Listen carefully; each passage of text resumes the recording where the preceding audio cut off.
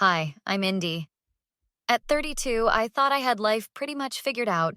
Stable job as a freelance graphic designer, cozy apartment in the suburbs, and my absolute pride and joy, my 3-year-old son, Lucas. My brother Ryan lived just 2 streets over with his wife, Melissa, and their 2 kids, Zach and Emma, ages 8 and 6. We'd always been close, or so I thought. Lucas is so excited for the playdate today, I said, handing Ryan a bag of snacks as he picked up Lucas one Saturday morning. He's been talking about playing with his cousins all week. Ryan ruffled Lucas's curly hair. The kids have been asking about him too. Melissa set up that new game room in the basement. They'll have a blast. Perfect. I have this deadline and I really appreciate you guys watching him. I kissed Lucas goodbye. Be good for Uncle Ryan and Aunt Melissa, okay? I will, Mommy. Lucas wrapped his little arms around my neck. Love you to the moon. And back. I finished our ritual, watching them drive away. 4 hours later, my phone rang. It was my neighbor, Diane, who also happened to be friends with Melissa. Indy, are you sitting down? Her voice trembled. What's wrong? Is it Lucas? My heart immediately jumped to my throat. He's okay now, but something happened at Ryan's house. I was dropping off some books Melissa borrowed when I heard screaming from the laundry room. I gripped the phone tighter. What happened, Diane? Just tell me. Zach and Emma had put Lucas inside the dryer. They'd closed the door and were pretending to start it. Her voice cracked. Lucas was hysterical, pounding on the door. Oh my God! My voice was barely a whisper. That's not all. Diane hesitated. Melissa was standing there, Indy. She was laughing, saying kids will be kids and that Lucas needed to toughen up. The room started spinning. Where is Lucas now?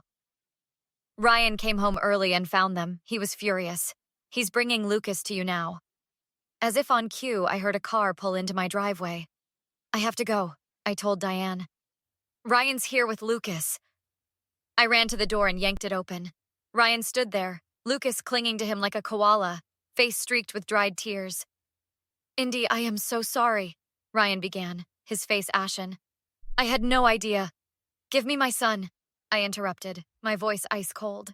I took Lucas into my arms, feeling his little body trembling against mine. Mommy, Lucas whispered. I was so scared. It was dark and they wouldn't let me out.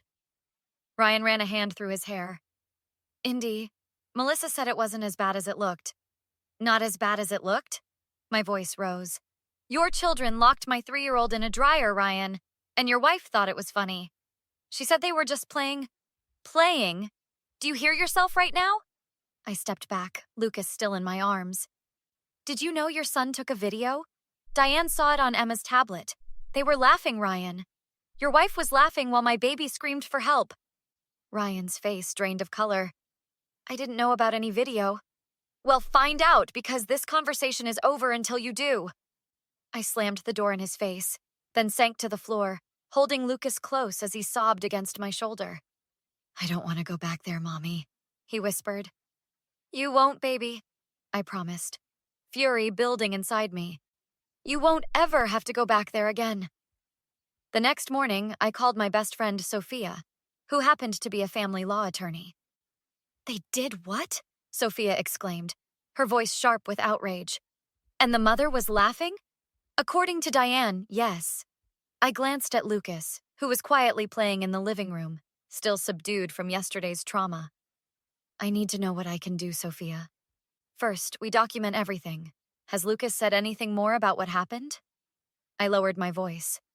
He woke up with nightmares twice last night. Said Zach told him they were playing astronaut, and the dryer was his spaceship.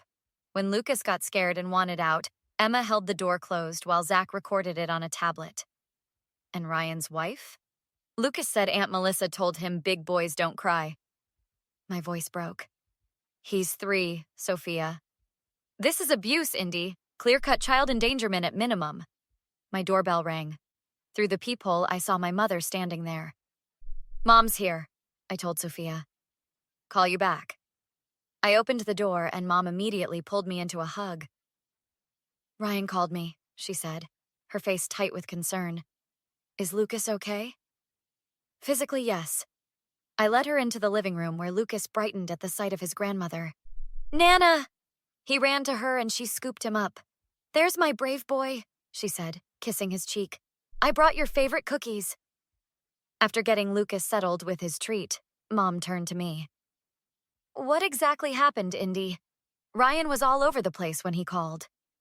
I told her everything Diane had shared, watching her face transform from concern to horror to fury.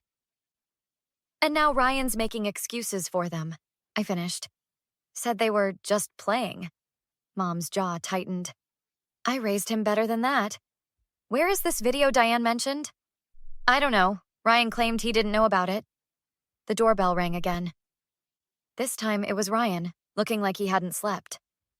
"Can we talk?" he asked, not meeting my eyes. Mom stood beside me, arms crossed. "I think you'd better come in." Ryan stepped inside, stopping when he saw Lucas. My son immediately ran to hide behind my legs. "I found the video," Ryan said quietly, holding up his phone. "You were right." I took the phone and pressed play. The footage showed exactly what Diane described. Lucas pounding on the dryer door, crying, while Zach and Emma laughed. Melissa's voice in the background. "Oh, he's fine. Quit being so dramatic, Lucas. Tell your cousins you want to play something else." I handed the phone back, feeling sick. "You need to leave. Now." "Indy, I'm so sorry. I had no idea Melissa would—" "Would what, Ryan?" Mom cut in. "Find it amusing to terrorize her nephew? Stand by while your children traumatized a 3-year-old?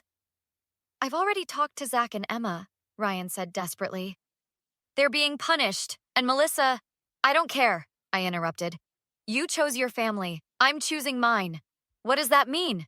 Ryan asked, paling. I looked him straight in the eyes. "It means Lucas will never be alone with any of you again. And this isn't over."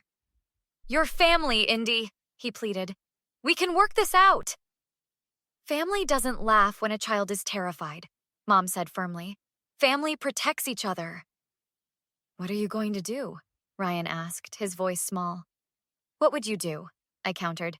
"If it was Zach or Emma locked in that dryer and I stood there laughing?" He had no answer. "That's what I thought," I said. "Go home, Ryan, and tell your wife she better lawyer up." 2 days later, I stood in the local police station with Detective Mercer, watching as she reviewed the video on Ryan's phone. "This is clear endangerment," Detective Mercer said, her face grim. "The children's actions are concerning, but the adult's response is what troubles me most." "What happens now?" I asked, clutching the coffee cup she'd given me. "We'll need to interview your son. Very gently, I promise. And then speak with all parties involved." "I don't want Lucas traumatized further," I insisted. "We have specialists trained for children. Meanwhile," she slid a card across the desk, "I'd suggest you speak with this victim's advocate about obtaining a temporary restraining order." Outside the station, I ran into the last person I wanted to see, Melissa. Her face a mask of indignation. "What do you think you're doing?" she demanded, blocking my path to my car. "Exactly what any mother would do," I replied coldly. "Protecting her child." "It was a harmless prank, Indy. You're blowing this way out of proportion." I felt heat rise to my face. "Harmless? Lucas has had nightmares every night since it happened. Kids are resilient. He'll get over it." Melissa crossed her arms. "Look, I'm sorry if his feelings got hurt, but my kids were just playing." "Playing?" I stepped closer. "They locked a terrified toddler in a dryer while you stood there laughing. What kind of mother does that make you?" "A normal one who doesn't coddle her children?" Melissa snapped. "You've always been so precious with Lucas, treating him like he'll break. Maybe this is what he needed to toughen up a bit." Something in me snapped. Is that what you tell yourself to justify being a terrible mother? That cruelty builds character? Her face contorted with rage. "You self-righteous bitch. You've always thought you were better than me, with your perfect little life and your precious little boy. I never thought I was better than you until you showed me exactly who you are," I replied. "A woman who laughs at a child's terror." "You're trying to destroy my family," she hissed. Ryan's barely speaking to me because of you. Ryan's barely speaking to you because of you, I corrected. He saw the video, Melissa. He heard you laugh while Lucas screamed for help. It wasn't that bad. It was worse. And now everyone's going to know exactly what kind of people you and your children are. Her eyes narrowed. If you push this, you'll regret it. You think Ryan will choose you over me? Over his children? I don't care who Ryan chooses. I care about justice for Lucas. Melissa stepped closer, jabbing a finger in my face. Back off now, or I swear I'll make your life a living hell. Too late, I said, brushing past her. You already did that when you endangered my child, and now you're going to pay for it. She grabbed my arm, nails digging in. Don't threaten me. I looked pointedly at her hand until she released me. That wasn't a threat. It was a promise. As I walked away, she called after me. You're going to tear this family apart. Is that what you want? I turned back one last time. You did that the moment you decided my son's fear was entertainment. 6 weeks later, I sat in the courthouse hallway with Sophia beside me and Lucas safely at my parents' house. The judge reviewed all the evidence, Sophia said, scanning through papers. The video, Lucas's interview, statements from Diane and the child psychologist. It's rock solid. Ryan approached cautiously, looking haggard. Can we talk, please? Sophia stood. I'll give you a minute. When she walked away, Ryan sat beside me. Melissa's been served with child endangerment charges. Child Protective Services has opened a case on our family. I know, I replied. I filed the report. Our kids have to see a court-appointed therapist now. His voice was hollow. They don't understand what they did wrong. That's the problem, isn't it? They learned from their mother that other people's pain is funny. Ryan ran his hands over his face. Melissa wants to apologize to Lucas, to you. She realizes now how serious this was. I turned to look at him directly. 6 weeks later, after being charged, that's not remorse, Ryan. That's self-preservation. She's still family, Indy. No, I said firmly. She's not. Not anymore. The courtroom doors opened and we were called in.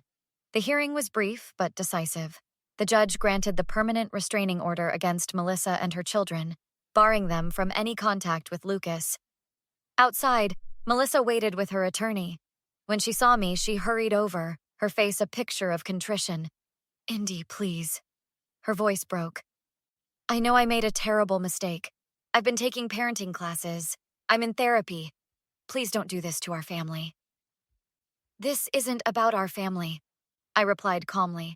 This is about my son, who still checks inside the dryer before going near the laundry room, who asks me every night if the doors are locked so mean cousins can't get in. I'm so sorry, she whispered, tears streaming down her face. I never meant... But you did, I cut her off. You meant to laugh at his fear. You meant to teach your children that cruelty is funny. And now you have to live with the consequences. What can I do to make this right? She pleaded. Nothing. There's nothing you can do except stay away from my child. Forever. Ryan stepped forward. Indy. You need to choose, Ryan, I said. Not between me and Melissa, but between right and wrong. What kind of man, what kind of uncle do you want to be? I walked away, leaving them both standing there. Outside, Sophia waited by her car. You okay? She asked. Getting there, I replied. For the first time since it happened, I feel like Lucas is truly safe. That evening, as I tucked Lucas into bed, he asked the question that had become our nightly ritual. Are all the doors locked, Mommy? Yes, baby. All locked up tight. I smoothed his hair back. And guess what? We don't have to go to court anymore. The mean people can't come near you ever again. His little face relaxed. Promise? I promise. I will always keep you safe. I kissed his forehead. That's what real family does. Later, I sat on my porch with Mom, watching the stars come out.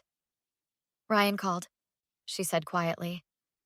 He's moving out of Melissa's house. Said he needs time to think. I nodded, unsurprised. He'll have to choose eventually. And if he chooses her? I took a deep breath. Then I'll have lost a brother, but gained something more important. What's that? Mom asked. The knowledge that I did the right thing. I looked up at the night sky. That I protected my child when no one else would. That when it mattered, I was the mother Lucas needed me to be. Mom squeezed my hand. You were always that mother, Indy. And Lucas will grow up knowing how fiercely he is loved. That's all that matters now, I whispered, feeling a weight lift from my shoulders. That's all that ever mattered. Have you ever had to choose between family loyalty and doing what's right? What would you have done in Indy's shoes? I'd love to hear your thoughts in the comments below.